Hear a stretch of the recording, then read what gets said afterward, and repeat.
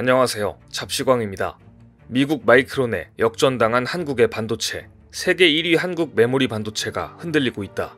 최근 몇 달간 이와 같은 이상한 뉴스 기사들이 뜨고 있는데요.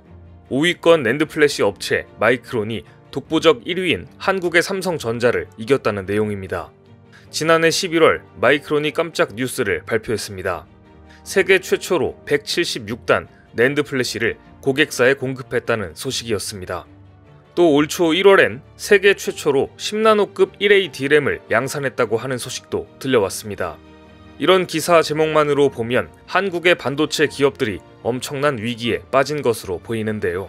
하지만 실제로 알고 보면 이 같은 소식들은 사실이 아니라는 것을 명확히 알 수 있습니다.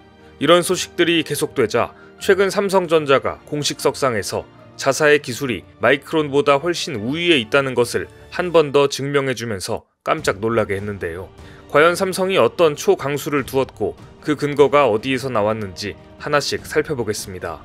지난달 26일 열린 삼성전자의 1분기 실적 설명회에서 한 애널리스트가 1Z D램의 양산 일정은 어떻게 됩니까? 라고 질문하자 한진만 삼성전자 메모리사업부 부사장이 이런 답을 내놨습니다. 1Z D램은 15나노미터 D램을 말하는데요 라고 밝히면서 순간 컨콜 참가자들이 깜짝 놀라는 상황이 펼쳐졌습니다. 실수가 아니냐는 말까지 나왔는데요. 삼성전자가 공식 석상에서 15나노미터 같은 D램의 선폭을 밝힌 것은 2015년 2월 이후 처음입니다. 선폭은 반도체 업체의 기술력을 나타내는 대표적인 척도로 꼽힙니다. 좁을수록 작고 전력 효율성이 높은 반도체를 만들 수 있기 때문입니다. 이날 한진만 부사장의 발언은 실수가 아니라 의도한 것으로 확인됐습니다. 삼성전자는 앞으로 자사 D램의 선폭을 정확하게 공개하고 기술 경쟁을 본격화하기로 선언한 것입니다. 최근 5에서 6년간 업계 관행은 구체적인 선폭을 공개하지 않는 것이었습니다. 2016년 D램 공정이 10나노미터대에 진입하면서 D램 업체들끼리 나노미터 단위의 기술 경쟁 및 마케팅을 자제하자는 암묵적인 합의를 맺었습니다. 공정 난이도가 높은 D램은 선폭 1나노미터를 좁히는데도 2년 정도 걸리기 때문에 기술 마케팅의 실익이 크지 않기 때문인데요. 그래서 이런 이유로 D램 업체들은 최근 5에서 6년간 선폭을 두루뭉술하게 표현했습니다. 10나노미터대 D램 중 가장 먼저 나온 제품 1X를 1세대, 2세대 제품은 1Y, 3세대는 1Z로 표현했습니다. 올 초에는 4세대를 뜻하는 1A까지 등장했습니다. 시장에서 1X는 10나노미터대 후반, 1Z는 10나노미터대 중반 정도로 추정할 뿐이었습니다. 이에 따라 삼성전자의 1Z D램과 SK하이닉스의 1Z D램의 스펙 차이에 대해서도 구체적으로 파악하기 어려운 상황이었는데요. 삼성전자가 6년 만에 관행을 깨고 구체적으로 선폭을 적시한 이유가 무엇일까요? 업계 관계자는 자사 D램 기술력에 대한 자신감을 나타내고 시장의 혼란을 줄이기 위한 목적이라고 설명했습니다. 또 삼성전자가 하반기 양산하는 4세대 1A D램은 14나노미터라고 전했습니다. 하지만 진짜 이유는 현재 치열해지고 있는 D램 산업의 기술 경쟁을 꼽습니다. 삼성전자는 2016년 초 1세대 1X D램 양산을 가장 먼저 시작하는 등 기술 경쟁에서 마이크론 등 경쟁 업체보다 1년 정도 앞섰습니다. 2019년 1Z D램 개발까지도 이 같은 기조에는 변화가 없었습니다. 오히려 그 격차가 벌어졌다고 분석하는 전문가들도 있었습니다. 굳이 선폭을 구체적으로 공개하지 않더라도 D램 기술력은 삼성전자가 최고라는 이야기가 통했습니다. 분위기가 바뀐 것은 4세대 1A D램부터입니다. 미국의 마이크론이 갑자기 지난 1월 1A D램을 세계 최초로 개발, 양산했다고 전격 선언하면서 시장에 큰 파장이 일었습니다. 당시 마이크론 CEO가 이제 삼성전자와 SK하이닉스를 넘어설 기틀을 마련했다고 말하기도 했는데요. 하지만 전문가들은 마이크론의 1A D램을 진짜 4세대 제품이라고 볼 수 없다고 말합니다.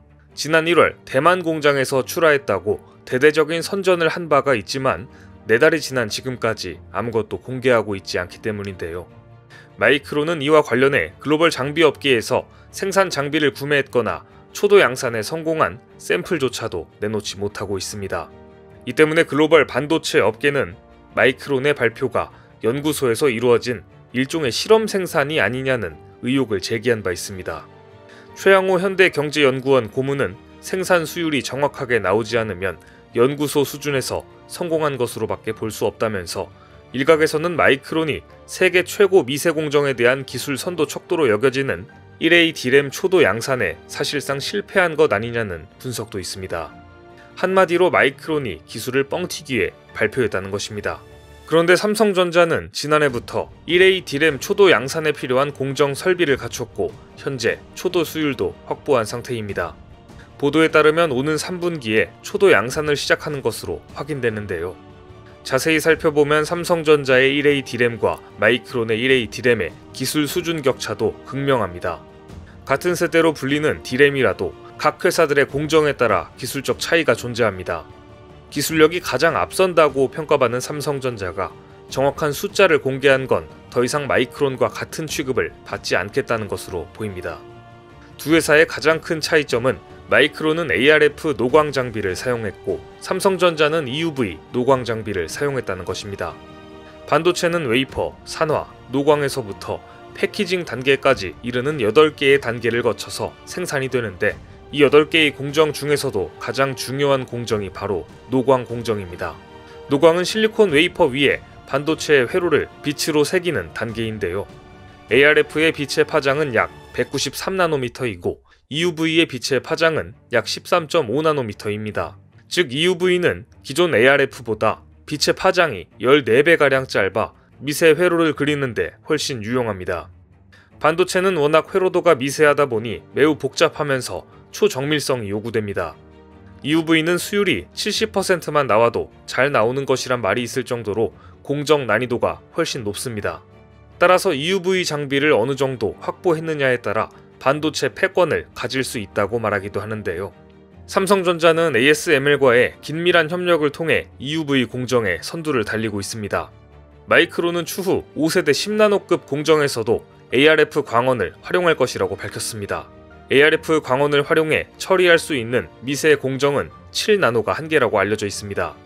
다시 말해 7나노 이하로 내려가거나 기술을 고도화하려면 ARF는 한계에 도달할 수밖에 없고 결국 EUV로 귀결될 것입니다.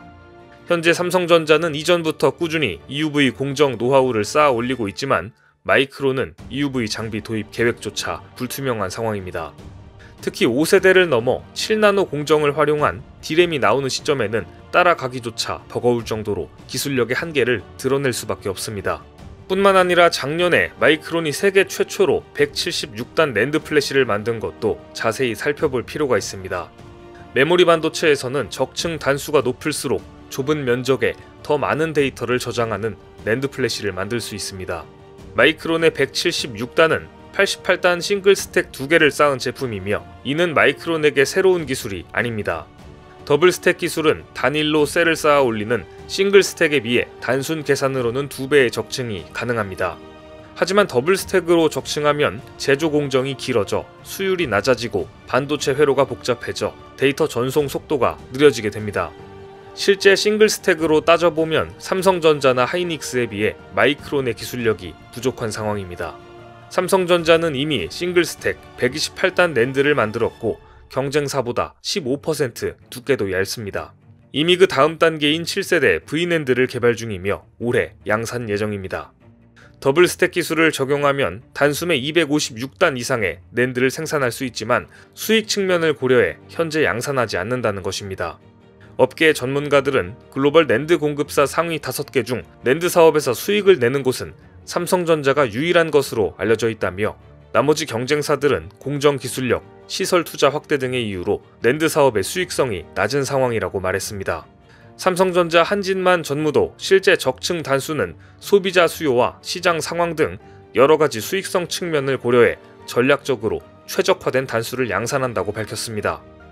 증권사 애널리스트도 삼성이 싱글이든 더블이든 어떤 제품을 내놓던지 공정 기술력에 앞서 있기 때문에 단수와 상관없이 당분간 매출 1위 자리는 유지될 것으로 보인다고 말하기도 했습니다. 이렇듯 삼성전자는 높은 공정 기술력과 전략적 접근을 바탕으로 메모리 시장에서 압도적인 점유율을 차지하고 있습니다. 현재 D램 시장의 경우 올 초부터 상승세를 타고 있고 하반기부터는 낸드 플래시 시장 또한 탄력을 받을 것으로 전망되고 있습니다. 따라서 올해 2분기 전체 반도체 시장에서 인텔을 제치고 매출 1위 자리를 탈환할 것이라는 분석도 나왔습니다. 물론 영원한 왕좌는 없다는 말이 있듯 삼성전자도 지속적인 투자를 수행하지 않으면 언제든 경쟁 업체들에게 역전될 수도 있습니다. 그러나 현재 마이크론은 삼성전자와 대적할 상대가 아니라는 것은 분명한 것 같습니다. 오늘 준비한 소식은 여기까지입니다. 댓글을 통한 여러분들의 많은 의견 기다리겠습니다. 많은 분들의 생각이 모였을 때 진정 가치 있는 지식이 완성될 것입니다. 시청해주셔서 감사합니다.